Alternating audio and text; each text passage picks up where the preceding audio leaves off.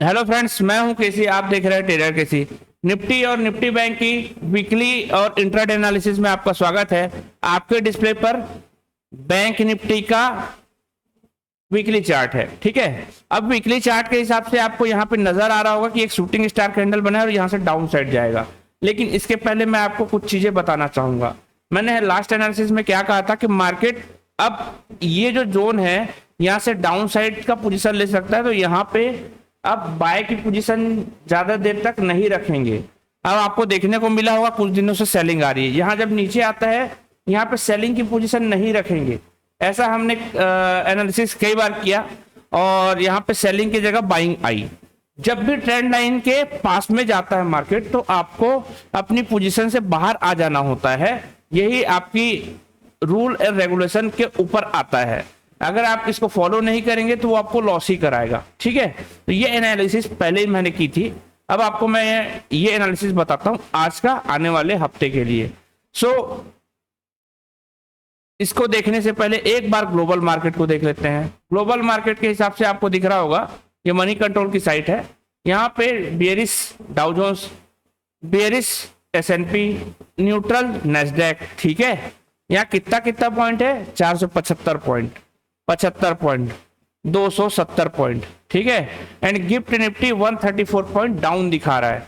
Gift Nifty 452 point negative है, 452। ठीक है, 452 पॉइंट नीचे आया है। अब यहाँ पे देखेंगे निफ्टी 519 के पास है, मतलब आपको अभी भी 200 पॉइंट की गैप डाउन देखने को मिल सकती है। ठीक है, चलिए पूरा इतना डिस्कस हो गया। अब यहां देखते हैं बैंक निफ्टी। ये जो लो है, लो क्या है? लो को देख लेते हैं क्या है। लो है 424, 48, 424।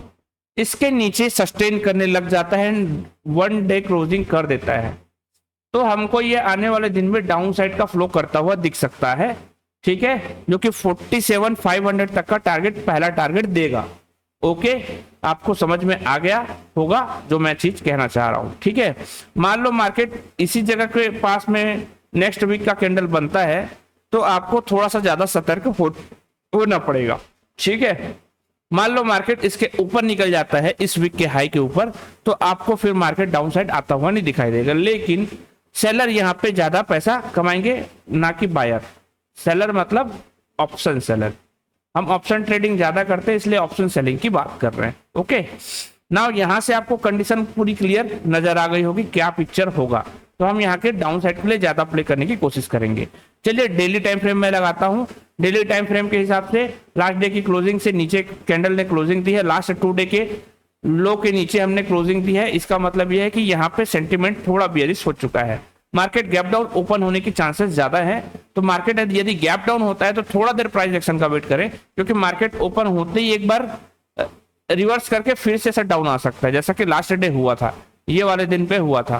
तो अगर ऐसा कुछ कंडीशन बनता है, थोड़ा सा वेट करेंगे, रिवर्स जाएगा तो इस जगह पे आने के बाद इस पे पुट की ट्रेड बन सकती है ना। और ये पुट की ट्रेड फिर हमको डाउन साइड पे आने को प्रॉफिटेबल दिखा सकती है। ओके, चलिए यहाँ पे क्लोजिंग अगर इसके नीचे आती है अब, तो हमको फिर से कंटिन्यू डाउन साइड का होता हुआ नजर आएगा। चलिए इसका मैं 1 आवर का टाइम फ्रेम लगाता हूं। 1 आवर के टाइम फ्रेम पे आपको यहाँ पे कुछ अच्छी चीजें दिखाई दे रही होंगी। अच्छी चीजें मतलब कुछ पैटर्न्स नजर आ रहे होंगे। आपको मैं बता दूं, जब भी मैं पैटर्न आइडेंटिफाई करता हूं, 1 दिन 2 दिन 3 दिन में उसका कुछ ना कुछ रिजल्ट निकलता है। ठीक है, तो इस एनालिसिस को आप ध्यान में रखिएगा। यहाँ पे ये 1, ये 2 और ये 3। ठीक है, यहां पे ये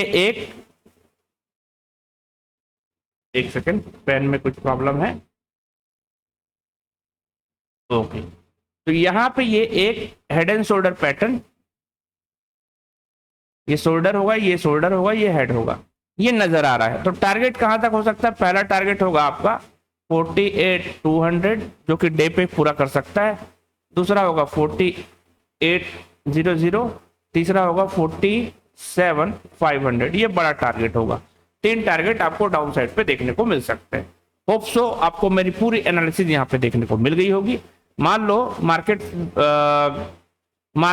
फ्लैट ही ओपन हो जाता है, तो हम डाउन साइड के लिए प्ले करेंगे। यदि लास्ट डे का लो तोड़ता है जो कि ये वाला लेवल है, ये है 487 के आसपास। तो 487 को तोड़ता है तो हम डाउन साइड के लिए फिर से प्ले कर सकते हैं। मान लो मार्केट गैप अप ओपन हो गया तो थोड़ा देर प्राइस एक्शन का वेट करेंगे, उसके बिहाफ पे हम ट्रेड प्लान करेंगे। ओके, आपको पूरी एनालिसिस समझ में आ गई होगी।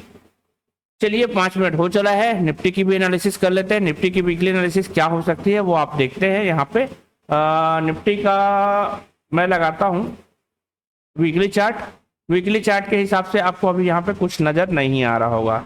चलिए मैं यहाँ पे एक ट्रेंड लाइन ड्रॉ करता हूँ तो आपको थोड़ी सी चीजें अलग नजर आने लगेंगी। फ्लैट ओपन करने के बाद, यहाँ पे ओपन करने के बाद आप देखिए ये एक है कंडीशन और ये है दूसरी कंडीशन। नहीं मजा आ रहा है? ओके, चलिए यहाँ पे हम कंडीशन बदल देते हैं। मजा नहीं आने पे हम कंडीशन बदल भी देते हैं, ठीक है। जो लोगों को समझ में आए वैसा समझाना ज्यादा बेहतर होगा। तो ये एक एनालिसिस यहाँ पे होगी। तो निफ्टी एक चैनल में चल रहा है और वीकली टाइम फ्रेम। सो वीकली टाइम फ्रेम के हिसाब से अगर ये चैनल में चल रहा है तो यहाँ से ये डाउन आना चाहिए। That is clear. अब आपको ये क्लियर हो चुका। दूसरी बात, एक कंफर्मेशन से ट्रेड नहीं होता है। पहला कंफर्मेशन है यहाँ पे एक शूटिंग स्टार कैंडल बना, दूसरा इसके नीचे आके क्लोजिंग देने की संभावना है मार्केट की।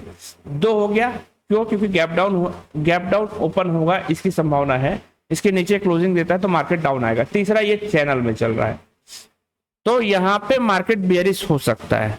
एंड बेयरिश होना जरूरी भी है। करेक्शन देके जब अपसाइड जाता है तो अच्छा ऊपर हाई पे मोमेंटम देता है, ठीक है। ये समझ में आ गया। तो यहाँ से हम डाउन साइड के लिए प्ले करेंगे, अप साइड के लिए प्ले नहीं करेंगे। चलिए मैं डेली टाइम फ्रेम लगाता हूँ। डेली टाइम फ्रेम पे आपको क्या दिख रहा होगा वो आप बताएंगे। तो डेली टाइम फ्रेम का एनालिसिस भी कहता है एक बिग कैंडल बनी है जिसको मारुबुजु कैंडल बोलते हैं।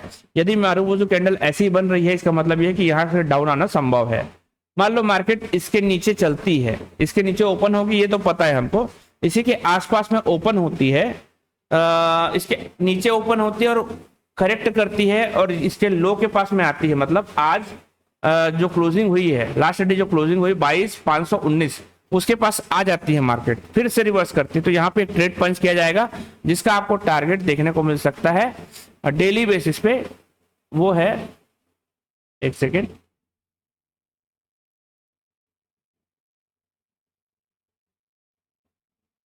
तो ये 22,300 तक का टारगेट दे सकता है। ओके, चलिए इसके नीचे आ सकता है लेकिन 22,200 के आसपास, 200 से 300 के बीच में क्लोजिंग होने की संभावना बढ़ सकती है। चलिए यहाँ पे इंट्राडे पे क्या कामकाज करना है उसको देखते हैं। मैंने डेली के हिसाब से आपको बता दिया। तो इंट्राडे के हिसाब से यहाँ पे एक इंट्राडे मतलब आवली टाइम फ्रेम में लगाया हूं। यहाँ पे एक डबल टॉप पैटर्न बना है। डबल टॉप पैटर्न बनने के बाद में यहाँ पे रिटेस्ट भी किया है। आपको बता दूं, रिटेस्ट करने के बाद प्रॉपर ये नीचे आया।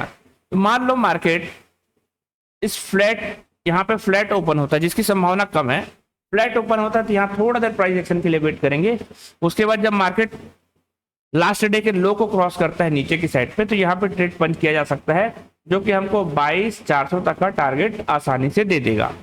दूसरा टारगेट देगा वो 22,300 का टारगेट होगा, ठीक है। और मान लो कि बात मार्केट गैप डाउन ओपन हो गया तो थोड़ा देर पेशेंस रखेंगे, जैसे बैंक निफ्टी में रखने को मैंने कहा है उसके हिसाब से पेशेंस रखना है। पेशेंस रखेंगे तो आपको एक एनर्जी मिलेगी, आपका पैसा आसानी से डूबेगा नहीं। लो वोलेटिलिटी के कारण आपको दिक्कत भी नहीं आएगी उसमें। तो फिर जब वो रिबाउंस कर जाए, अपने लास्ट डे की क्लोजिंग के पास चला जाए, तो आप वहां से फिर एक डाउन साइड का ट्रेड पंच कर सकते हैं जो आपको प्रॉफिट देता हुआ नजर आएगा। मान लो मार्केट गैप डाउन होने के बाद वही सस्टेन कर लेता है तो कम से कम 1 से 1.5 घंटा प्राइस एक्शन को रीड करना है, उसके बाद ही ट्रेड प्लान करना है। मान लो मार्केट किसी वजह से गैप अप ओपन हो जाता है, यदि गैप अप ओपन हो जाता है तो ट्रेड पंच ना करें क्योंकि वहां पे आपको लॉस होने की संभावना है। यदि यह वीडियो अच्छा लगा इस वीडियो को लाइक कीजिए। आप हमारे चैनल पर नए हैं, इस चैनल को सब्सक्राइब करें। मिलते हैं नेक्स्ट वीडियो में। जय हिंद।